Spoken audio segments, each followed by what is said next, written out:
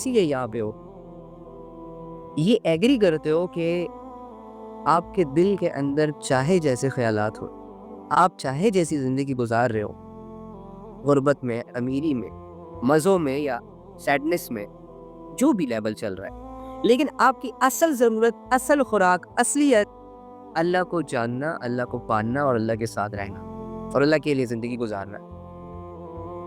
اگر ایسا نہیں ہے تو انکار کر کے دکھاؤ، کہو کہ مجھے اللہ نہیں چاہیے، کہو کہ مجھے دنیا کی 60-70 سال کی زندگی چاہیے، اللہ کی عبادتیں مجھ سے نہیں ہوتی۔ آپ لوگوں کی زبانیں آپ کا ساتھ نہیں دیں گی، آپ یہ الفاظ بھی نہیں کہہ پائیں گے۔ کیوں؟ کیونکہ آپ کی اصلیت ہے، آپ مانے یا نہ مانے، اللہ آپ کے لیے بہت ضروری ہے۔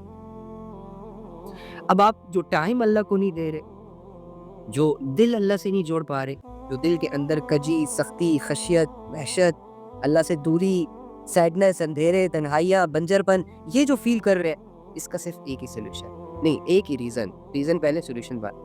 ریزن یہ ہے کہ کہیں نہ کہیں نفس و شیطان جو کہ ہمارے کھلے دشمن ہیں، وہ اپنی محنت کو ضائع نہیں کروانا چاہ رہے، اور میں اپنی محنت کو ضائع کرنا نہیں چاہتا، ان کی محنت کو ضائع کرنا ہونے نہیں دے رہا۔ آئی مین ٹو سے ایک نفس و شیطان ایک انسان سے لیٹ سپوز سال بھر اللہ کی غفلت کرواتا ہے، میں اور آپ آپس کی بات ہے، چلو ہم میں سے کوئی ایک ایسا شخص ہے جس پر اس کے نفس نے اور اس کے شیطان نے جو اس سے لگا ہوا ہے، اس کے ساتھ لگا ہوا ہے، اس پہ سال بھر کی ایفرٹ کی ہے، اسے گناہوں میں انوالو رکھا، بے حیائیوں میں انوالو رکھا، اس کی تنہائیوں کو برباد کیا، اس کے اخلاق کو برباد کیا، اس کی عبادات کو برباد کیا، اس کی روحانیت کو برباد کیا، اس کے وہ راستے روکے جو اللہ کی طرف جاتے۔ جانا تو چاہتا ہے نا، کون نہیں جانا چاہتا؟ آپ نہیں جانا چاہتے اللہ کی طرف؟ بھلے بڑے سے بڑے گنہگار سے بھی پوچھو بھائی اللہ چاہیے، وہ کہے گا واللہ چاہیے۔ اندر کی آواز ہے، اتنی مضبوط آواز ہے کہ یہ بند کرنے سے بند نہیں ہوتی، یہ انسنا کرنے سے انسنی نہیں ہوتی، اور اس سے اگر کان بند کر دیے جائے نا تو بھی یہ سنائی دیتی۔ اتنی مضبوط آواز ہے اندر سے جو آتی ہے انسان کو کہ بس کر دے، رک جا، تھک جا، کیا کر رہا ہے؟ اللہ کو نہیں پانا، گدھے گھوڑے بیل کی طرح صرف دنیا کمانی، اللہ کو کچھ سمجھنا نہیں ہے۔ اور یہی احساس کہ میں اللہ کے ساتھ ہوں نہیں، یہی احساس تو ہماری اصل پریشانیوں کی جڑ ہے۔ میں کیوں پریشان رہتا ہوں؟ میں کیوں سہما سا رہتا ہوں؟ سب کچھ کے ہوتے ہوئے میں کیوں غائب ہوں؟ 10 بندوں کے اندر موجود میرے سینس ہواؤں میں کیوں ہے؟ میرا دل خوش کیوں نہیں ہے؟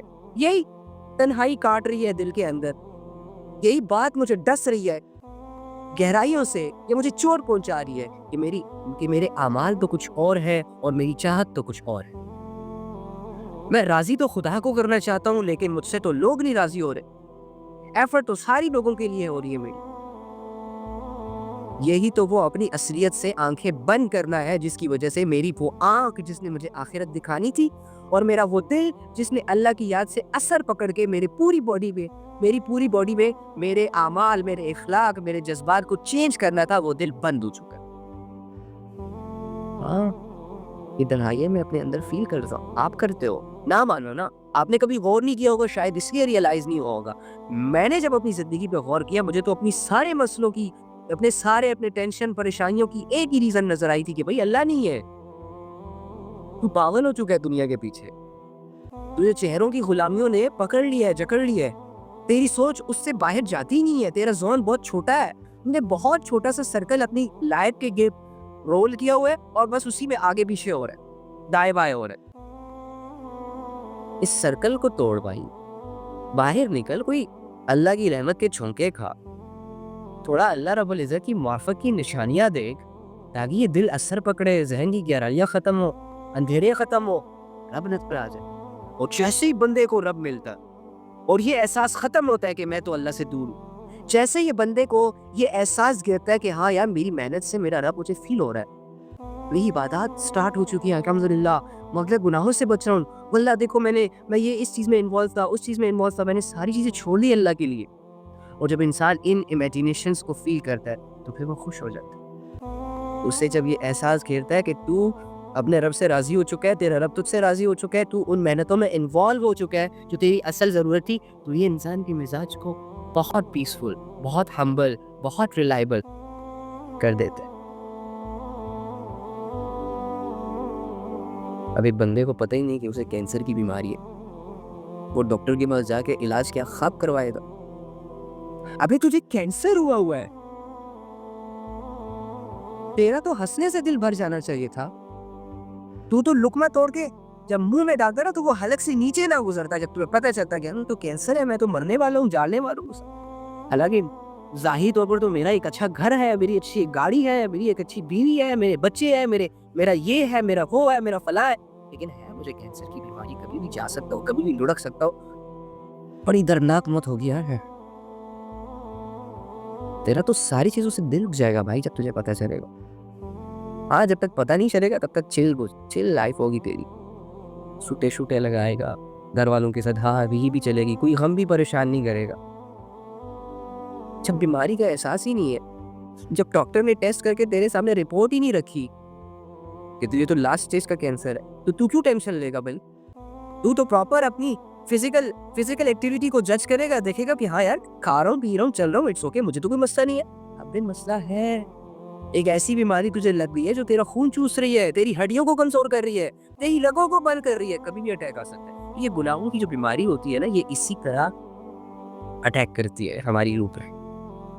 ہماری روحوں کو بیمار رکھا ہوتا ہے، لیکن ہمارے جسموں کو اس بات کا احساس نہیں ہونے دیتا. یہ اتنے شاطر دماغ ہے یہ نفس اور شیطان کا کہ ایک بندہ ساری عمر غفلتوں میں گزار دیتا ہے اور اسے ہی ریئلائز تک نہیں کرواتا ہے کہ تو غفلت میں. ایک بندہ ساری عمر اللہ کی عبادتوں سے منہ موڑ کر دنیا کے پیچھے بھاگتا رہتا ہے، تھکتا ہی نہیں ہے، اسے تھکاوٹ محسوس ہی نہیں کرواتا کہ کہیں یہ تھک کے کوئی سانس نہ لینے بیٹھ جائے. اور پھر اگر اس نے 2-4 حکمت کی باتیں سن لی تو بھائی یہ تو ہمارے ہاتھوں سے نکل جائے گا. سیم ایسے ہی نفس اور شیطان نے ہم پر سالوں کی محنت کر رکھی ہے، سالوں کی محنت. نمازیں اسکپ کروائی، عبادتیں اسکپ کروائی، گناہ کروائے، بدنصریاں کروائی، بے حیائیاں کروائی، جسموں کو، روحوں کو، دلوں کو، سوچوں کو، آنکھوں کو گندا کروایا. اب ان ساری چیزوں کو کروانے کے لیے انہیں وقت دینا پڑا، انہیں اسٹرگل کرنی پڑی نا.